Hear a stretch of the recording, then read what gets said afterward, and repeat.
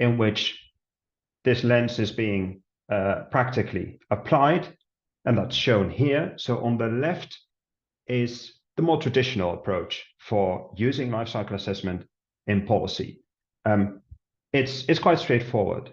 It's LCAs being done to inform policies that then target high impact products or activities or hotspots that have been identified in those LCAs. So the LCA could show a particular problem, a policy problem. It could compare various policy solutions, or it could evaluate after a solution has been implemented whether that has worked. So that's one use of LCA in policy.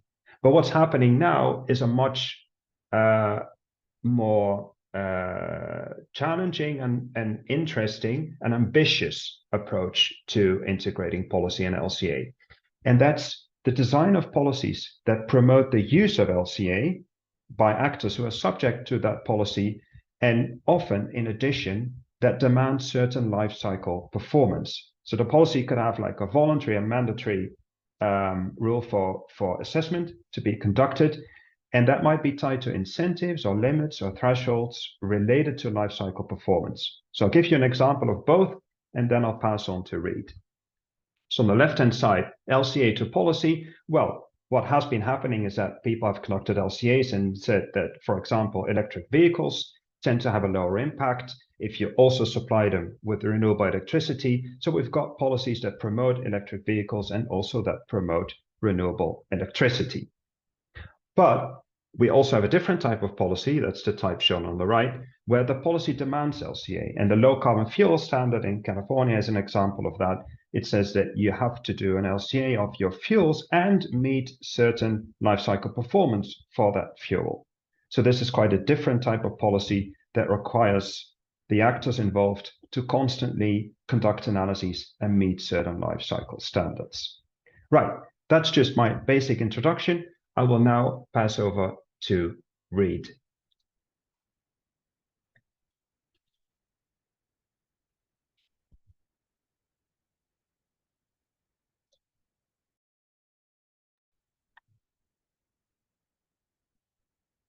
Hi, thank you for all attending. I'm just going to put this, to kind of narrow the focus a little to talk more specifically about the use of LCA in the context of extended producer responsibility.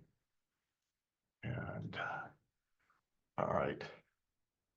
Excuse me for 1 second while I make sure that this is working right.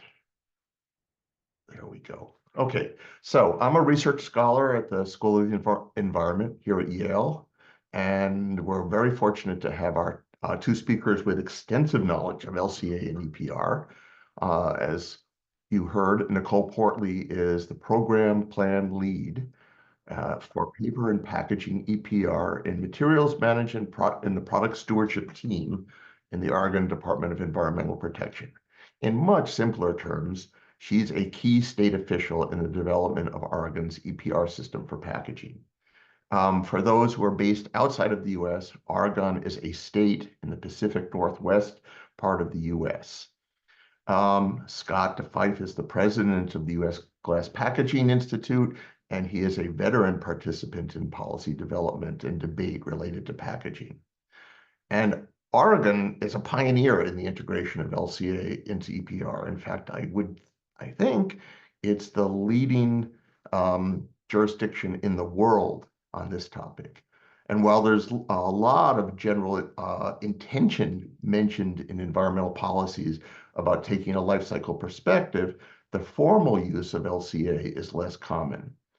Oregon's initiatives provide an important opportunity to see what this entails. We can't quite say that we're going to find out how it works because the LCA provisions in Oregon's system are still in implementation. So very quickly, I think most people who have chosen to tune in will know about EPR, but this is a very quick intro. In the lower left, you've got the consumers, the households who spend money buying products from retailers that are produced by producers. When across the bottom, when they are done with those products or packages, they discard them. Some of them get recycled, some of them don't. EPR's contribution to this whole system is that the producers pay a fee to some kind of entity called, in most systems, or many variants, to an organization typically called a producer responsibility organization. And that the PRO, as everyone calls them, to varying degrees and varying ways, organizes the activities that constitute compliance with whatever law or regulation dictates the use of EPR. So LCA can be applied in many different ways and many different parts of this system, and I'll get to that in a minute. I called this classic EPR because that's, I think, the model that people generally use as a mental framing for how EPR is organized. There are many different variants across the world and across products.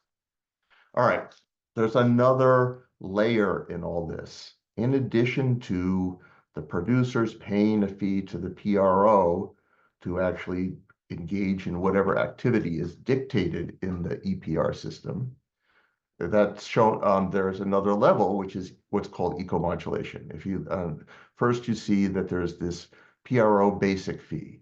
So in some way, the PRO figures out how much it costs to deliver the services that are required, and then it charges back the cost of that to the producers, and they pay a fee for that. Eco-modulation has been created to incentivize eco-design that has largely not occurred just through the basic system and the payment of the basic fee. And it occurs in two ways. One is what's called increased modulation, which basically means that there are the relevant products or packages subject to EPR are divided into more specific, more differentiated categories. So for example, instead of lumping all packaging into one category, it's divided up into glass, metal, plastic, etc. Or the plastic may be divided up into different types of plastic, or even subdivided further. That means that the costs that are incurred by the PRO in meeting and complying with the EPR requirements are or can be fed back in a way that's more specific to the material or product, and thus products that are easy to manage will cost less, and those that are difficult to manage will cost more. But most important for the discussion today is another level of eco-modulation where there are penalties or discounts applied to the basic fee. So the penalties might be if there's a package that has some component in it that makes it difficult to recycle. So the producer pays something in addition to the basic fee. A discount might be something like if the producer uses recycled content and they get what's often called in this field a bonus, but is essentially a discount on the basic fee because they've done this thing. All right, moving right along. So most EPR systems define goals in terms of recycling rates. Now, some include other things, and I'm making a generalization here, but at base, typically an EPR system aims to increase recycling rates and measures outcomes in terms of recycling rates.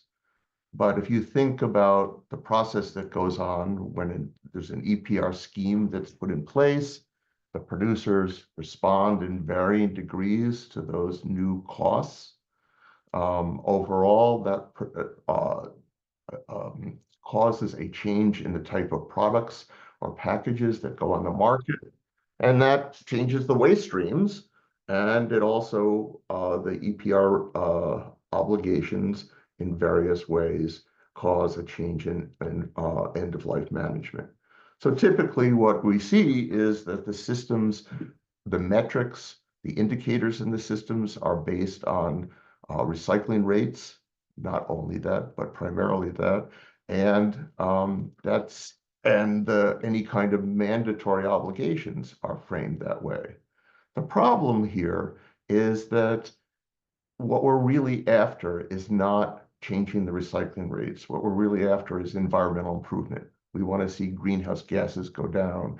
We want to see less impact on biodiversity, less air pollution, et cetera, et cetera. And if we only track the recycling rate, we will not understand really what's going on, because there may be cases in which recycling does not produce the desired outcome, or maybe a matter of the amount of improvement in the end state, the greenhouse gas emissions, say, could be very large or very small. And if we're just using a recycling rate as the metric, we won't be able to understand that.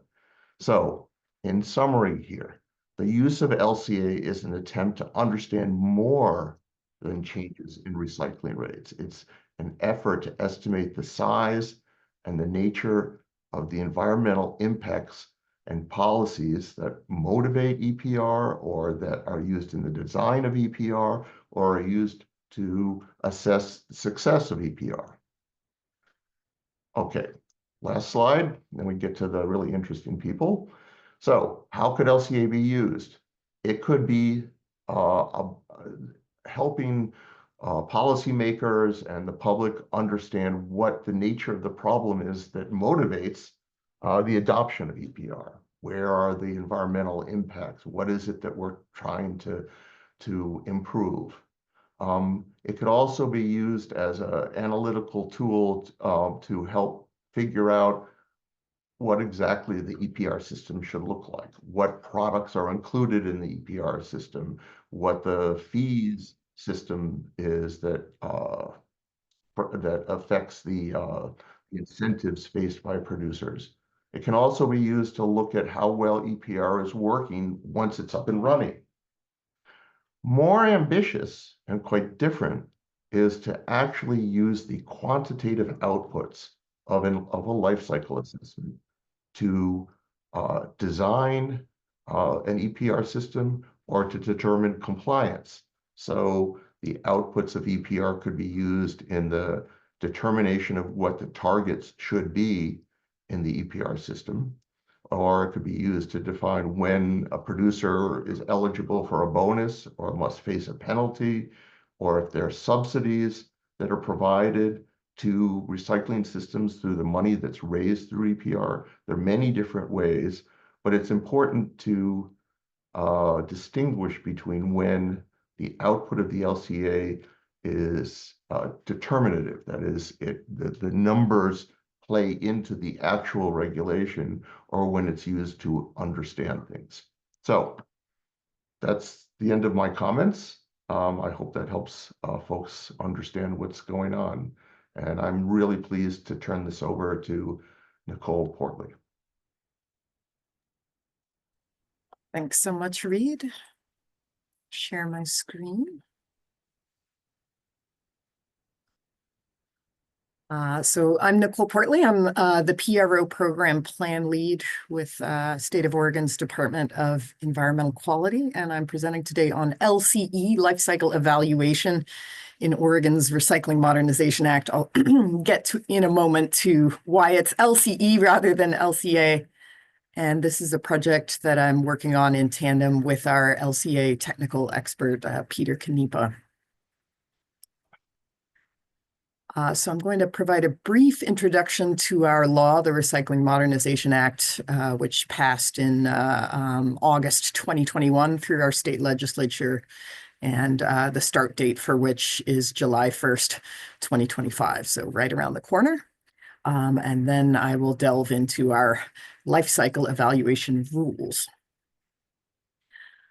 So first, why did Oregon pass a Recycling Modernization Act? The impetus for this law lies with China's National Sword Policy of 2018.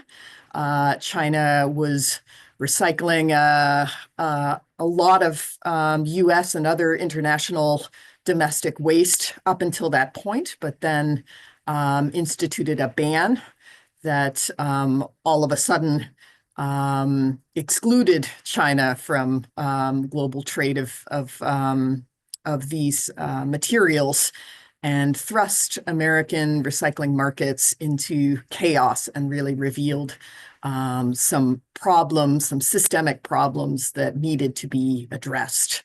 Our system has traditionally been a lot of it's controlled at municipal levels. So each municipality has its own recycling list that is fluctuating over time, a list in terms of what's accepted for recycling. And it's fluctuating because it's subject to global markets, and China's national sword revealed kind of instability in those markets. So when the prices of materials rise and fall, that results in changes to what's accepted for recycling and a lot of public confusion over what can be recycled. There's also unequal access. We have much better access to recycling in our urban areas than our rural areas. China instituted the ban because a lot of the waste was not being recycled in an environmentally beneficial way and was creating pollution that was impacting people there. And so its ban really revealed that to Americans who thought that they were doing a good thing, putting items in their bin and also trusting that the waste was being recycled. But the national sword revealed that when you put something in the bin, that's just the start of the recycling process. That is not the end. And the cost of recycling was being entirely borne by citizens, ratepayers, when arguably the packaging is benefiting the consumer goods companies who are selling their goods in that packaging. So arguably they have a role to play here, a cost to take on. And that's kind of at the heart of the extended producer responsibility policy.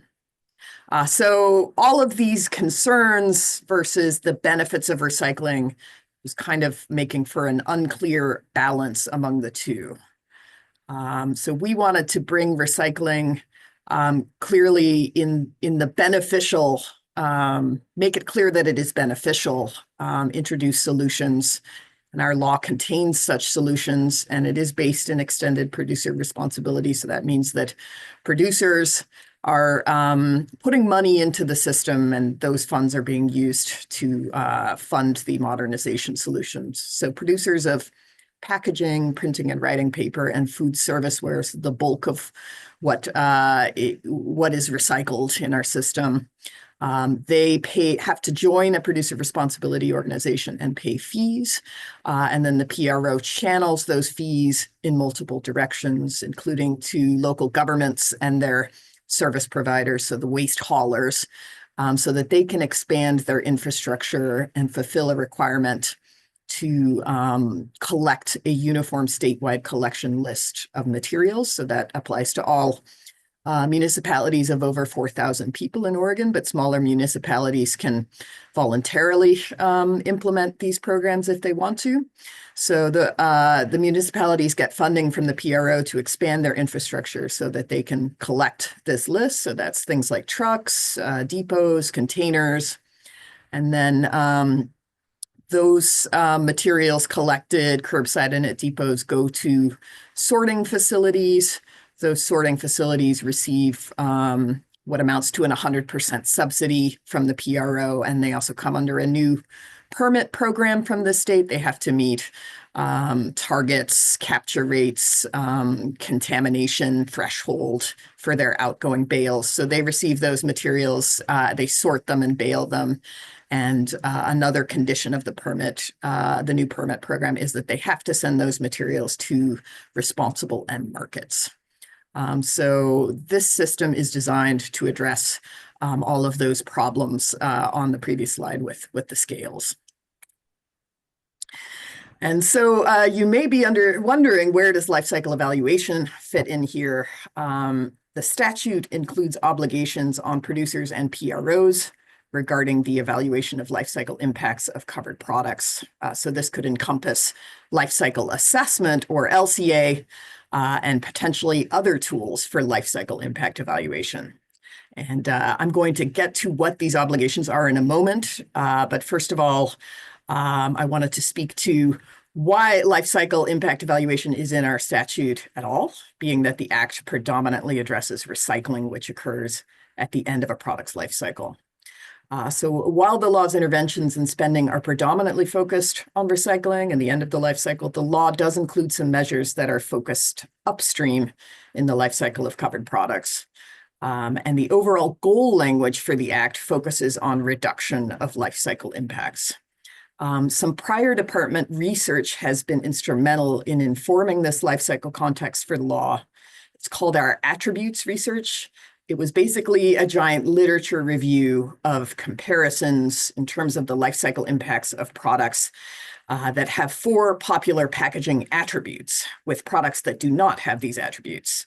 And the 4 attributes or 4 sets of comparisons that we were testing are as follows: products with and without recycled content, products produced from bio-based feedstock with products not from bio-based feedstock, recyclable and non-recyclable products, and then 4th, compostable and non-compostable products. And what we found in reviewing and aggregating together the findings of published comparative life cycle assessments is that several of these attributes do not correlate with overall lower environmental impactfulness. And so what does this mean?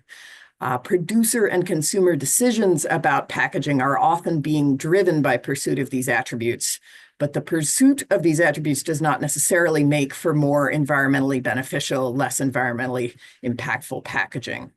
And we wanted that finding to be accounted for in a law that is in the service of environmental impact reduction and that places obligations on producers of packaging with the potential to motivate change in the packaging sector. And I'd also note that some other prior department research that we undertook collaboratively with the research organization Qantas in 2024 found that the mere act of a producer evaluating and disclosing environmental impacts of their products correlates with actions to reduce impacts. So now coming back to the obligations pertaining to life cycle evaluation that are in our statute, firstly, the top 25 producers in the state are required to, once every 2 years, evaluate and disclose the impacts of 1% of their products using standards and methods set in rule. And top 25 producers is referring to mainly to large consumer goods and e-commerce companies like Unilever, Procter & Gamble, Amazon. And then secondly, the Producer Responsibility Organization, the PRO, has to eco-modulate the fees that individual producers pay and that the PRO channels towards implementation of its program. So this means it must apply discounts and penalties to the fees in a way that continually incentivizes reduction of environmental impacts of covered products. And it has to do so in a way that takes into account life cycle environmental impacts of products as determined by the standards and methods in rule. So we had a mandate from our statute to propose rules for standards and methods for life cycle evaluation to be used both by large producers fulfilling their required disclosures and by PROs in devising their eco-modulation approach. Those rules are actually to be adopted tomorrow by our Environmental Quality Commission following an approximately 18-month process of development. So because we're technically still in the blackout period following public comment, I cannot respond to any suggestions for change to those rules in today's conversation, but I can provide an overview of the content of those rules. Specifically, I wanted to point out 3 sections of the rules. Firstly, we have rules regarding scope and applicability for producers and for PROs. These rules describe how large producers are to conduct their mandatory assessments for 1% of their products every 2 years. So what's covered here are questions such as how will the producers determine which 1% of products to disclose for, what are their deadlines, etc. And then we also have rules mandating that the PROs make 2 fee bonuses available to producers that either voluntarily evaluate and disclose impacts of their products or who submit an evaluation proving that they have taken an action that substantially reduced the impactfulness of their product. Example such actions could be switching to a less impactful material, switching from single-use to reusable packaging, and moving production facilities to a clean energy grid. And then secondly, we have core product category rules. These are rules for applying life cycle assessment methodology in a way that puts all products assessed on a level playing field with their impacts comparable to one another. As a part of the product category rules, the impacts that need to be included in an assessment are listed out, the methodologies to be used for impact assessment and their weightings relative to one another. Examples of impacts included are climate change, smog, and eutrophication. And then we've also included plastic pollution impacts, which are not historically assessed in life cycle assessment. And that reflects our prioritization of this issue and our desire to represent impacts of covered products holistically, addressing a common critique that LCA leaves some important impacts out. And then thirdly, we have additional disclosure requirements for hazardous substances such as PFAS embedded in covered products, as toxicity is hard to account for in LCA methodology. So here we're making use of the fact that our rules call for LCE, not just LCA, and hazardous substance disclosure is another tool in the toolbox, one that we could build on over time. And then there are a couple of other sections in these rules not shown here on the slide, one of which is producer reporting requirements. And in that section, it's required that all evaluations submitted by producers, either for the large producer mandate or for eco-modulation discounts, all of these assessments have to undergo third-party review by a qualified party. I mentioned the 2 eco-modulation bonuses to be granted on the basis of life cycle evaluations, and I wanted to hone in a little further on the substantial impact bonus, substantial impact reduction bonus, which is perhaps the showcase element of our rules, with a lot of rule language devoted to prescribing how the underlying analysis is to be done. It's a single score methodology, so the various impacts included in the methodology are weighted relative to one another for seriousness of impact and robustness of data. The analyst analyzes 2 scenarios, generating 2 scores for before and after scenarios, so before and after a producer implemented a beneficial change. And then if the comparison of the 2 scores indicates a drop in overall impact by 10% or more, the producer qualifies for the bonus. And the bonus must be granted in tiered fashion by the PRO, with more reduction in impact yielding larger bonuses. My next and final slide gets into addressing some concerns and critiques of our life cycle evaluation-based approach to eco-modulation, but I'll start in on that with this slide. With the critique that this is too complicated. Why not just give bonuses to producers for attributes that are proxies for impact reduction? And as I explained earlier, the department's prior research on attributes makes for skepticism that packaging attributes can be reliable predictors of actual environmental performance. So we think at a minimum, the industry needs to reassess these attributes. Attribute-based thinking certainly has an advantage of simplicity. I think with respect to this critique, it is helpful to zoom out and not just look at Oregon, but at the entire US, which includes 5 states now with packaging EPR laws, and 2 additional states with starter laws. Each of these laws includes eco-modulation. We do expect that the other states will take a purely attribute-based approach, at least at the start. What does that mean for a multinational company that sells product into all of these states and has to comply with all of their laws? Perhaps let's take a company that switches from single-use to reusable packaging. That company may be able to claim attribute-based bonuses in the other states. And then in Oregon, they would do a life cycle evaluation and get a substantial impact reduction bonus from us if they qualify. The disclosed evaluation will contribute to a conversation among all of the states and the broader stakeholder community about the correlation among attributes and impacts and where we're trying to go directionally and collectively with the packaging sector. While we acknowledge that our approach imposes a special burden, we think we're potentially contributing something quite crucial to a broader conversation, an approach befitting of a smaller state that arguably can't drive sector-wide change alone. And so I started getting into some concerns and criticisms of these rules on our prior slide, and I'll continue here. So what could potentially burst our bubble?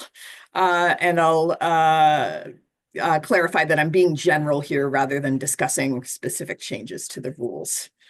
And I'll also note that I'm taking the 4 categories of concerns bulleted here from the published description of today's session. So these are problems our moderators want to take under consideration in this session. So with respect to applicability, I think the suggestion is that this tool, LCA, or rather LCA, isn't the best fit for the tasks at hand. We would argue that it is because the overall objective of our law is impact reduction, and as such, impact evaluation is directly relevant.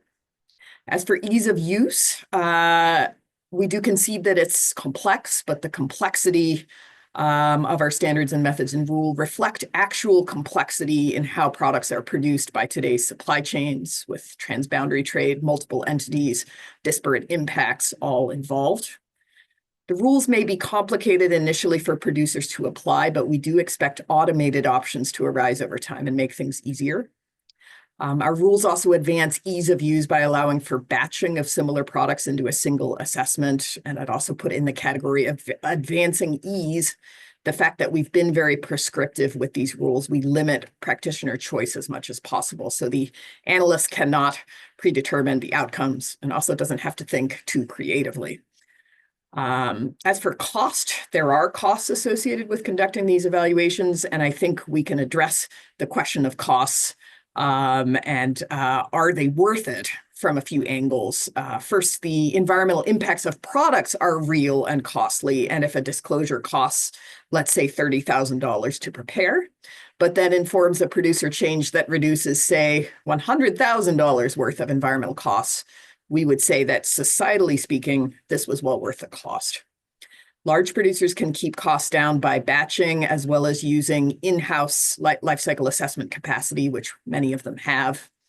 And I'd also note that we don't want the bonuses to outstrip the costs of conducting these. We don't want the cost of conducting these analyses to be far below the financial incentive to be received, because we don't want to be funding here a life cycle assessment factory that is pumping out evaluations without actual curiosity toward the results.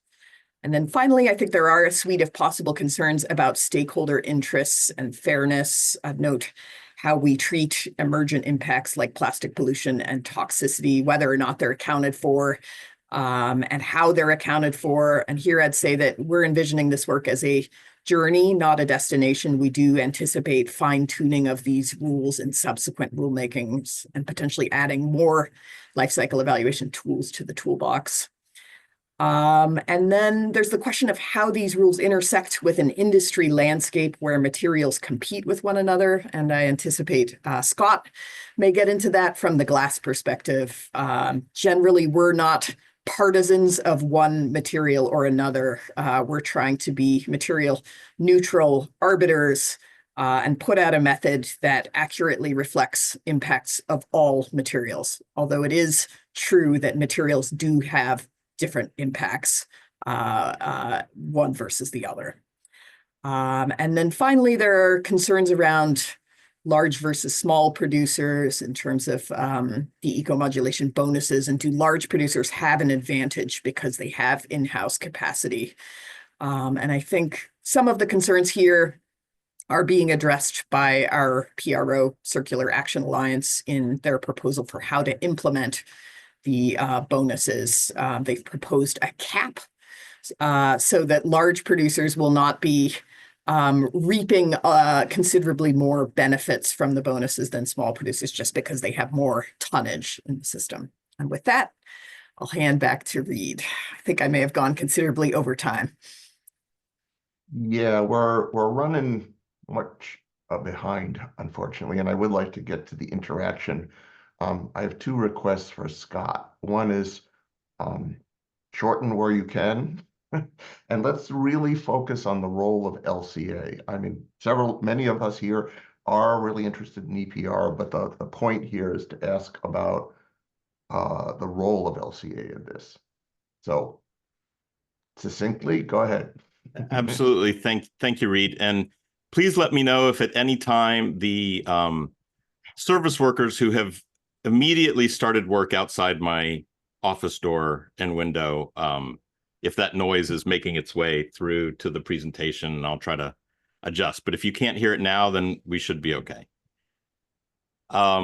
At first, I do want to, the disclaimer is I'm not here in any way, shape, or form to present myself as an expert on LCA life cycle analysis or things of that nature. As I told Reed, it is always questionable for someone with a mere master's to go up against a group of people who have spent many years, academic years, and PhDs on a particular topic. But Nicole did give me a little bit of a way to transition over to some of our concerns. And it is true, I do represent the Glass Packaging Institute now. I have worked in packaging, sustainable packaging for 15 years, since before glass at Plastics Association and at the National Restaurant Association, which is largely food service ware.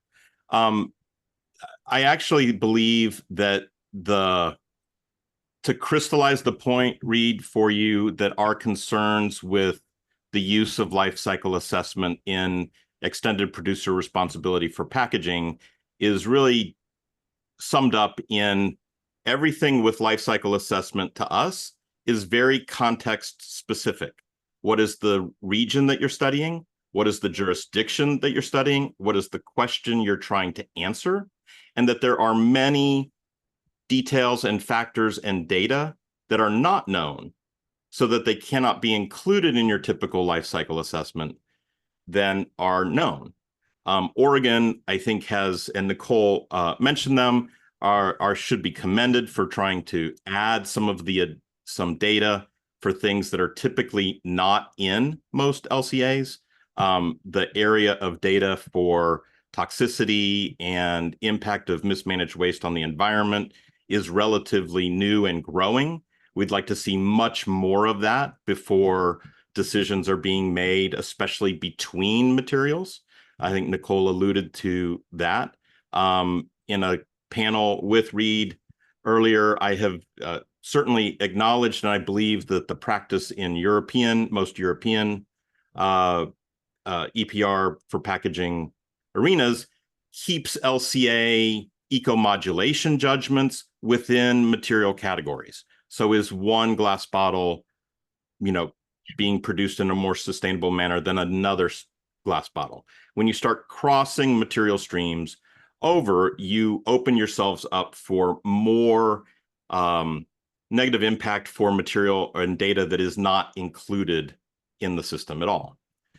Lastly, I would argue that in a recycling modernization, not to use the title of the bill in Oregon, every one of these laws that is being implemented in the United States has different titles, but as a part of recycling modernization, it is absolutely true that Oregon is much further along on its recycling journey and sustainable materials management journey in the United States than most of the other states that are doing this. It's all on a continuum.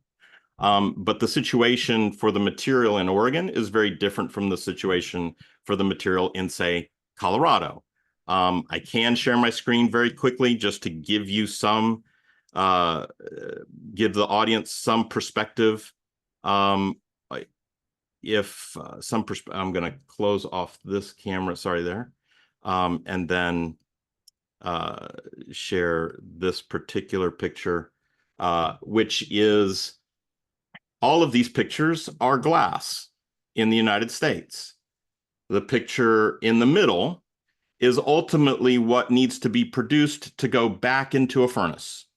That is what we call cullet, cleaned, processed, meets a material specification.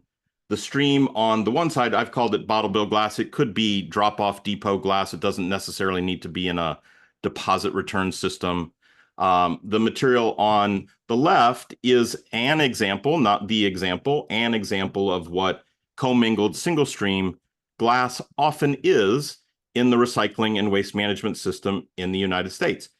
Fortunately for Oregon, none of Oregon's glass looks like that one picture. Most of it looks like the picture on the other side. But ultimately, for a material like glass, the process under which the material is collected and recycled is very critically important to the ultimate end use of the material and its costs and treatment inside any sort of extended producer responsibility system.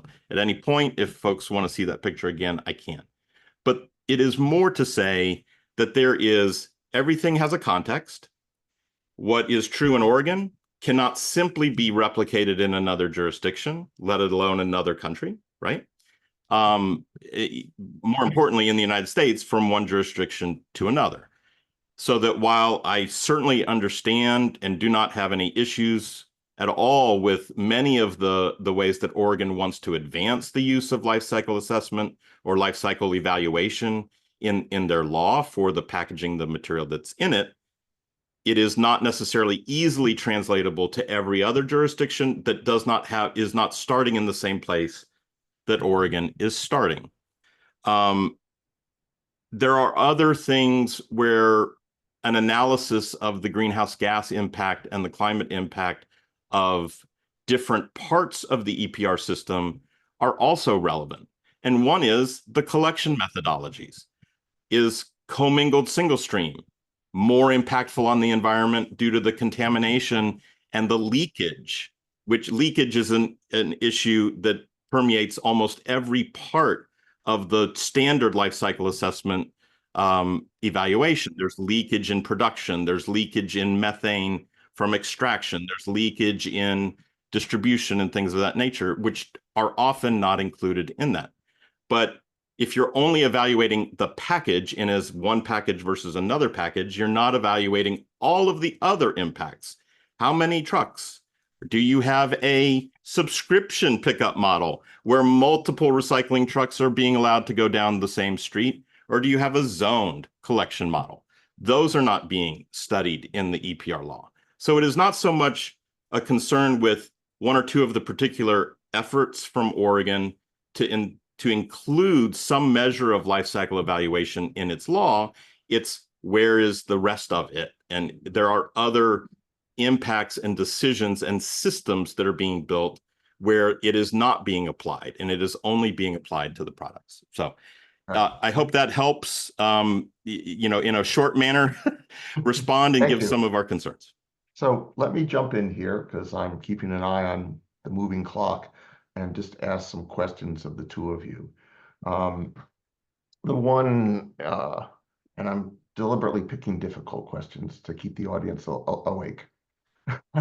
So for Nicole, we know that life cycle assessment has problems. It's not a perfect methodology. Scott mentioned some of the concerns about how much data and granularity there is, but there are many others. How are you going to deal with the question about when do you know when the life cycle assessment, to put it in very simplified terms, is wrong, is misleading? Because we know there's got to be simplification in the LCA to get it done, and there are other challenges. And before you respond to that, Nicole, my question for Scott is, if we don't, given what you have said about the challenges, I mean, some of the challenges in theory could be addressed by more granularity in the LCA, right? You can model some of the things that you feel like are being left out. But the bigger question here is, if we don't use LCA, how do we get beyond just looking at recycling rate? How do we know and understand the environmental impacts that are occurring or that we're trying to solve? So first, Nicole. Yeah, thanks, Reed. Great question. I think we need to be delving into the results of these assessments. We don't want to be taking a hands-off approach. We need a continuous feedback loop from the assessments that we receive into fine-tuning of our rules. And we welcome a broader group of stakeholders to participate in that process. One methodological piece I'd point out as an example is how climate change impacts are weighted vis-a-vis plastic pollution impacts. There are trade-offs, right, for a producer in terms of maybe switching from another material to plastic packaging, or switching from rigid plastic to lighter, flexible plastic, but lighter, but more likely to leak into the environment. So there are trade-offs there of the climate benefits of going with a lighter material, but on the other end, increase to plastic pollution. And how those two impacts are weighted against one another in our method will determine whether or not a producer is going to get a bonus for such a change. So we want to be paying very close attention to the types of producer actions that are receiving bonuses versus not. We think that there's a balance point there. This is a real trade-off. We are representing it in an index of weighting. And somewhere there's a sweet spot that would achieve benefits, environmental benefits for the industry at large. And we want to get it right. And I think the way to do it is see how things are panning out and fine-tune on that basis. Okay, your turn, Scott. Okay, thanks. No, I appreciate the question. If you want to have these policies impact carbon and greenhouse gas emissions and things of that nature, you need some sort of tool, some sort of instrument or measurement to insert into the policymaking evaluation that's going on. I don't know of another alternative to this. I think that our position on this is that this particular area of academic study needs more work before it starts to influence fees and packaging switching options from producers, right?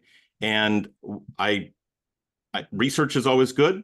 I think time may necessarily not be ready yet to start to impact fees. I think Nicole's answer on this actually supports one of the things that I mentioned, is if you keep the comparisons, the current LCA comparisons within product categories rather than across product categories, because there are other issues at play. One other note, glass is always a primary package. It is a food and beverage and personal care package. We do not use glass as a secondary package or a tertiary package. Plastic is a primary, secondary, and tertiary package. Paper is a primary, secondary, and tertiary package. And so there are reasons, food contact reasons, leaching, interactions with, there are some foods that require glass as a packaging alternative of choice right now, due to food contact and other issues that are not necessarily captured in the foods. So I'd be judicious with its use. I would be myself. We don't think it's ready to start to put fees on different materials, especially material switching, and that do some research, allow it to be increased in time. But also, Reed, I think the point that I made when we were together a month ago is the initial reason for the RMA law in Oregon is very different than the initial reason for the Colorado law. Colorado's law, for instance, I'm just picking on one because that's where I have a role on the advisory board. The overall recycling rate in Colorado is 15 to 25%. The recycling rate for glass in particular in Oregon is 50 to 80%. So in every one of the materials is at a different level in a certain place. Certain jurisdictions, their number one goal is to get any recycling at all to divert from landfills, let alone get to the point where they start to assess fees based on different material characteristics. Okay, well, I could ask you questions all day long. I think it would be nice to have some questions from our audience. There are two that are related. One asks, how do you deal with subjectivity in LCA conducted by the industry as per ISO when used in this context? This was one of the issues, one of the reasons why the EU took up the ambitious task of developing the product environmental footprint methodology and product category rules. And then this was also the reason why the same LCA tool eco report was obligatory in the context of the EU eco-design directives. The results can be compared. There was really, so why don't you take a, we know that there, even under ISO rules, there's a lot of wiggle room in how LCA is conducted. And can you talk to this person's question about that? Yeah, I did just put a response into chat. We are trying to be as prescriptive as we can. And our approach is as follows. We start with the best available standards out there. So our rules are heavily drawing from ISO standards as well as product environmental footprint. The impact weightings that I cited are mostly derived from PEF, with a couple of custom weightings custom to Oregon for the plastic pollution impacts, because PEF has yet to integrate plastic pollution into its methodology. So we start with the best, and then we iterate as we go in subsequent rulemaking. So fine tune as we go. Scott, I'm hearing you on the point that different jurisdictions are in different places, and so our approach might not make sense for all jurisdictions. But I guess I'd say that we are encouraging region-specific data to be used in these assessments. And then also the differences in recycling, the status of recycling in these jurisdictions, that has import for end of life, but many of the life cycle impacts are in the earlier phases of the life cycle, right? Production, extraction, which has bearing across all jurisdictions because these same products are being sold throughout the nation, the world. There's also a level of scale, right? So the total glass production in around the globe is a fraction of the total plastics production around the world. And so when you try to boil things down to one bottle versus one bottle, or one package versus one package, without the total scale of the volume of the material that's going into the system, that can also, I think, shift the results when you try to get into a narrow analysis of exactly what's going on in a particular region. In Oregon, for instance, I would say none. We don't know yet who the top 25 producers are, and having them run some LCAs on 1% of I think that's an excellent, research, analysis to get there. But because in Oregon, there is a bottle bill, a deposit return system, where a majority of the glass is being outside the RMA EPR world, it is in a different system. It's therefore not being analyzed.